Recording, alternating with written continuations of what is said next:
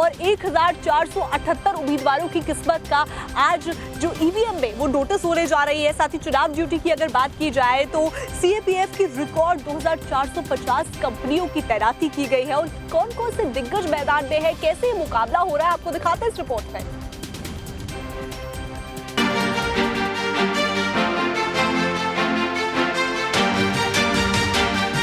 पश्चिम बंगाल के चुनावी रण में सियासत भारी है और आज मतदाता अपने मताधिकार के जरिए फैसला सुना रहे हैं। पहले चरण का चुनावी रण 16 जिलों की 152 विधानसभा सीटों पर मतदान जारी है, जिसमें 1478 उम्मीदवार अपनी किस्मत आजमा रहे हैं। करीब 3.6 करोड़ मतदाता 44,000 वोटिंग सेंटर पर मत डाल रहे हैं, जिसमें 1.75 करोड़ महिला वोटर हैं, जबकि 1.84 करोड़ पुरुष मतदाता हैं। पहले चरण में आज दार्जिलिंग, कालिम्पोंग, जलपाईगुड़ी, अलीपुरद्वार, कूच बिहार, उत्तर और दक्षिण दिनाजपुर, मालदा, मुर्शिदाबाद, बीरभूम, पश्चिम बर्धमान, पुरुलिया, बांकुड़ा, झारग्राम, पश्चिम और पूर्व मिदनापुर में वोटिंग जारी है। पहले चरण में जो वीवीआईपी उम्मीदवार जिनकी किस्मत दांव पर हैं, नंदीग्राम में Suvendu Adhikari BJP versus Pabitrakar TMC, Kharagpur Sadar से Dilip Ghosh BJP versus Pradeep Sarkar TMC, Baharampur में Adhir Ranjan Chowdhury Congress versus Subhadra Maitra BJP versus Naru Gopal Mukherjee TMC, Cooch Behar में Nisith Pramanik BJP versus doctor Sablu Barman TMC. पहले चरण में जिन सीटों पर वोटिंग होनी है, उसमें बीजेपी के स्ट्रॉन्ग होल्ड वाली सीटें भी शामिल हैं। इन 152 सीटों में से बीजेपी पिछली बार 59 सीट जीती थी, जबकि टीएमसी 92 सीटें जीती थी। बंगाल का इतिहास रहा है कि यहां बिना हिंसा के चुनाव नहीं होता, लेकिन इस बार चुनाव आयोग ने शांतिपूर्ण मतदान के लिए जबरदस्त तैयारी की है। निर्वाचन आयोग ने केंद्रीय अर्धसैनिक बलों के करीब 2,40,000 से ज्यादा जवान तैनात किए हैं, यानी हर 150 वोटर पर एक जवान तैनात है। ये बंगाल चुनाव के इतिहास में सबसे बड़ी तैनाती है। सीएपीएफ की बख्तरबंद गाड़ियां बंगाल की सड़कों पर गश्त लगा रही हैं। चुनावी निगरानी के लिए हाईटेक कंट्रोल रूम तैयार किया है। सभी पोलिंग स्टेशनों पर एआई आधारित कैमरे लगाए गए हैं, जिसकी निगरानी कंट्रोल रूम में की जा रही है। गृह मंत्री अमित शाह आज कोलकाता स्थित बीजेपी पार्टी दफ्तर के वॉर रूम में मौजूद हैं और हर सिचुएशन को मॉनिटर कर रहे हैं। पश्चिम बंगाल में पहले चरण का मतदान बीजेपी और टीएमसी दोनों के लिए करो या मरो की लड़ाई बन गया है। ये 152 सीटें बंगाल में सत्ता का पूरा समीकरण तय करने वाली हैं। लिहाजा कड़ी सुरक्षा के इंतजाम, सियासी टकराव और हाई वोल्टेज मतदान पर सबकी नजरें टिकी हैं। पश्चिम बंगाल की ज्यादा जानकारी लेकर हमारे साथ में हमारे संवाददाता अलग अलग जगहों से जुड़े हुए। आपको बता दें, हमारी सहयोगी श्वेता भट्टाचार्य मालदा से हमारे साथ लाइव जुड़ी हैं, पूजा मेहता मुर्शिदाबाद से, अभिषेक राज कूच बिहार से। सबसे पहले श्वेता भट्टाचार्य का रुख करेंगे, जो कि मालदा से हमारे साथ में जुड़ी है। श्वेता, सबसे पहले तस्वीरें दिखाइए, और क्योंकि आपने 2021 के विधानसभा चुनाव भी कवर किए थे और अब आप 2026 में भी ग्राउंड पर मौजूद है, ऐसे में क्या वो बड़ा डिफरेंस है जो कि इस बार ग्राउंड पर पश्चिम बंगाल में देखने को मिला है? बिल्कुल साक्षी, पहले मैं आपको दिखाना चाहूंगी मालदा में ये मॉडल पोलिंग बूथ है। जरा इसे देखिए कि किस तरीके से सजाया गया है। मॉडल पोलिंग बूथ बनाया जाता है ताकि मतदाता जो हैं वो जागरूक हो और वो वहां पर आए, और यहाँ पर तमाम सुविधाएं भी होती हैं।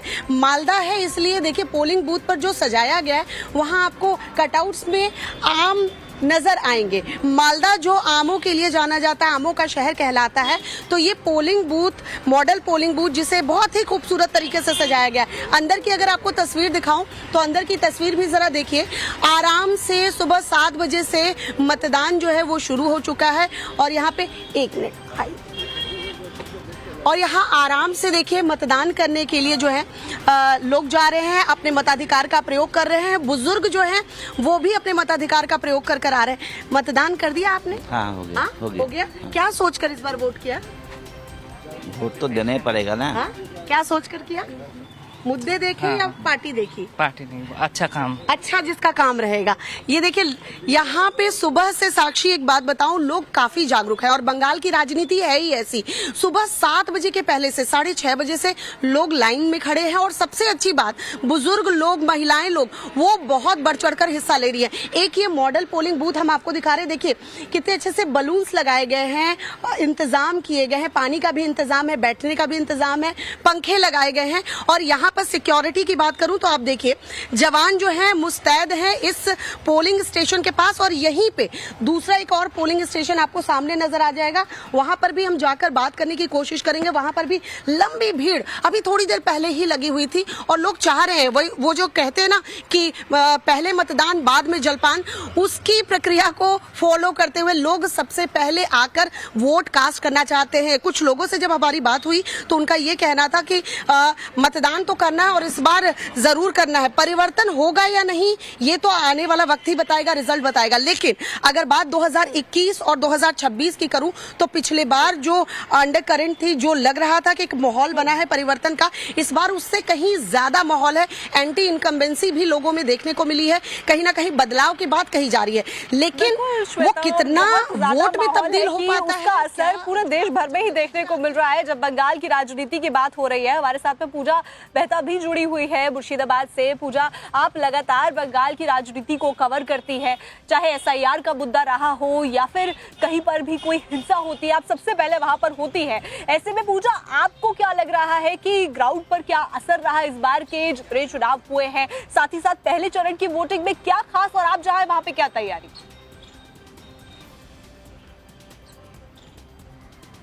बिल्कुल, सबसे पहले तो मैं बताती हूँ हमारी मौजूदगी मुर्शिदाबाद जिले में है, जो बेहद वायलेंट और जो है यहाँ पर चुनावी हिंसा हमेशा देखने को मिलती है। लेकिन जो सबसे बड़ा बदलाव है जो इस बार के चुनाव में दिखा है वो है सेंट्रल आर्म पैरामिलिट्री फोर्सेस की रिकॉर्ड डिप्लॉयमेंट।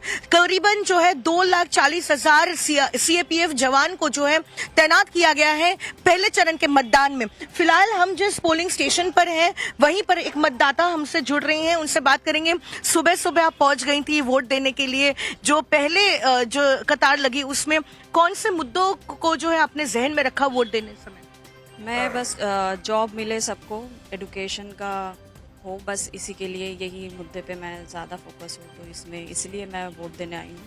मैं बहुत दूर से आई हूँ, दिल्ली में मैं रहती हूँ, बट इसी के लिए मैं यहाँ पे, क्योंकि यहाँ की सरकार यहाँ कुछ यहाँ पे हो अच्छा सा, जबकि हम लोग जो बाहर रहते हैं वो यहीं पे जॉब अपॉर्चुनिटी ज्यादा हो कि हम लोगों को बाहर भी ना जाना पड़े, यहीं पे सब कुछ। क्या यूथ, जैसे आप भी जिस यूथ को रिप्रेजेंट करती हैं, क्या वो अपने जो है राज्य में, बंगाल में वापस आना चाहते हैं और चूंकि नौकरी नहीं है तो बाहर जाना पड़ रहा है?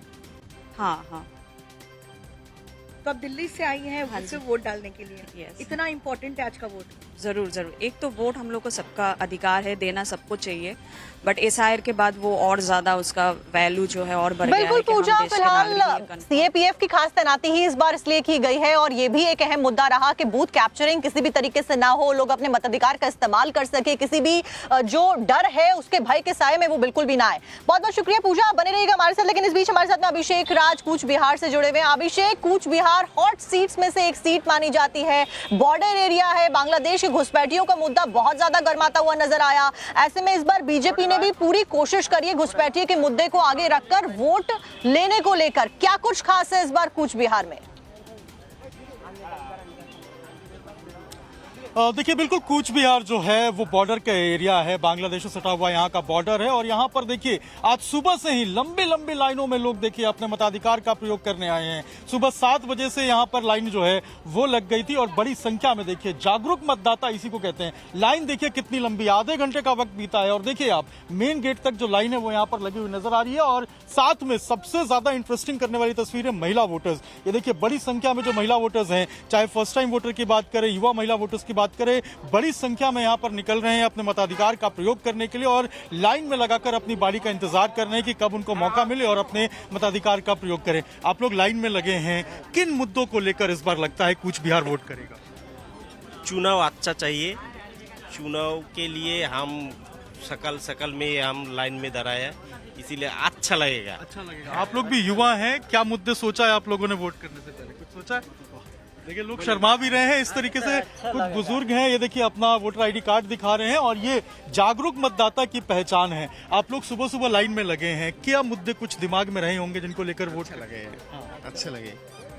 कुछ सोचा आप लोगों ने किन मुद्दों को लेकर युवा वोट करेगा? पहली बार वोट दे रहे हैं? हाँ पहली बार मौका है? हाँ। कैसा लग रहा है पहली बार चुनाव में आकर मतदान करने के लिए? अच्छा लग रहा है। कुछ सोचा आपने क्या मुद्दे होंगे जिनके ऊपर आप वोट करोगे? नहीं। अभी तक सोचा नहीं है? पोलिंग स्टेशन अंदर जाके सोचा? हाँ। तो देखिए ये आप भी पहली बार वोट दे रहे हैं? हाँ फर्स्ट टाइम है। कैसा लग रहा है पहली बार? अच्छा लग रहा है फर्स्ट टाइम तो। और ऐसा मुद्दा कोई नहीं है, सोच कर आए, पर्सनल है। पर्सनल है? हाँ पर्सनल है। पर्सनल है। और यही भारत के लोकतांत्रिक व्यवस्था की, भारत के चुनावी प्रणाली व्यवस्था की खूबसूरती है कि लोग देखिए अलग अलग तस्वीरें यहाँ पर, चाहे बुजुर्ग हैं, युवा हैं, महिलाएं हैं, सभी वर्ग के लोग यहाँ पर मौजूद हैं। सभी अपने मताधिकार का प्रयोग करने के लिए आए हैं। भारत की लोकतांत्रिक व्यवस्था में, बंगाल की चुनावी प्रणाली में अपनी भागीदारी सुनिश्चित करने के लिए ये सारे लोग यहाँ पर पहुंचे हुए हैं और लंबी लाइन है। ये देखिए पीछे तक एक बार दिखाइए, सुबह से यानी कि आधे घंटे का वक्त मात्र अभी बीता है और देखिए बड़ी संख्या में लोग यहाँ पहुंचे हैं। किन मुद्दों को लेकर आए हैं आप लोग वोट करने के लिए, कुछ सोचे? देखिए अभी यहाँ पर कुछ महिलाएं हैं, इनसे भी हम बात करेंगे। सुबह सुबह आप लोग लाइन में लगे हैं, कुछ सोचा आपने? घर पे पहले काम, बाद में पहले वोट? কোনো কাজ টাজ কিছু হয় নাই, সকালবেলায় আসি ভোট দিতে, এর জন্য। इसीलिए सुबह सुबह? হ্যাঁ। दीदी आप भी आई हैं वोट देने के लिए, काम बाद में, घर का पहले वोट? হ্যাঁ, আগে ভোট তারপর কাজ। হ্যাঁ করব। आप भी युवा हैं, पहली बार वोट दे रही हैं? पहली बार। कितना एक्साइटमेंट है? बहुत बहुत एक्साइटेड हूँ। पहली बार। कुछ सोचा आपने किन मुद्दों को लेकर आए हैं आप लोग? नहीं नहीं, आप कुछ सोचा नहीं अभी नहीं सोचा, अंदर जाके सोचा है। तो देखिए अंतिम क्षण जो होता है वो ईवीएम के ऊपर बहुत जरूरी होता है। दीदी आप भी आई हैं, घर का काम बाद में पहले वोट? हाँ, आगे वोट पड़े काज। देखिए पहले मतदान फिर जलपान, जिस तरीके से कहा जाता है। ये भारत की महिलाएं, पश्चिम बंगाल की महिलाएं, कूच बिहार की महिलाएं लंबी लाइन में। दीदी क्या कहेंगी, आज वोट देने के लिए आए हैं, सुबह सुबह लोग पहुंच रहे हैं, महिलाओं की लाइन लंबी है यहाँ। हाँ बहुत। अभिषेक तस्वीरें आप दिखा रहे हैं कि कूच बिहार में किस तरीके से वोटर्स में बहुत ज्यादा उत्साह है। आप हमारे साथ बने रहिएगा और साथ ही पूजा और श्वेता आप भी हमारे साथ बने रहिएगा। लेकिन इस बीच बड़ी खबर आ रही है, उसका रुख करते हैं। सुवेंदु अधिकारी के द्वारा एक बड़ा बयान सुबह सुबह दे दिया गया। उन्होंने कहा कि मैं गायत्री मंत्र का जाप करके घर से निकला हूँ। इसी के साथ में उन्होंने ये भी कहा कि एसआईआर का क्या कुछ जो असर है वो देखने को मिलेगा, ये आगे पता चलेगा। साथ ही उन्होंने ये भी कहा कि घुसपैठियों का नाम कटा तो ममता हारेंगी। ये बात उनकी तरफ से कही गई है, वो भी आज सुबह। ये हम हिंदू है, सनातनी है। जो हमारी प्रथा है वो मैं करके सूर्य प्रणाम करके, गायत्री मंत्र करके, हमारी सबको प्रणाम करके, गार्डियन को प्रणाम करके, सबको नमन करते हुए मैं पहले तो मैं पूरा पोलिंग एजेंट के साथ बात कर लिया।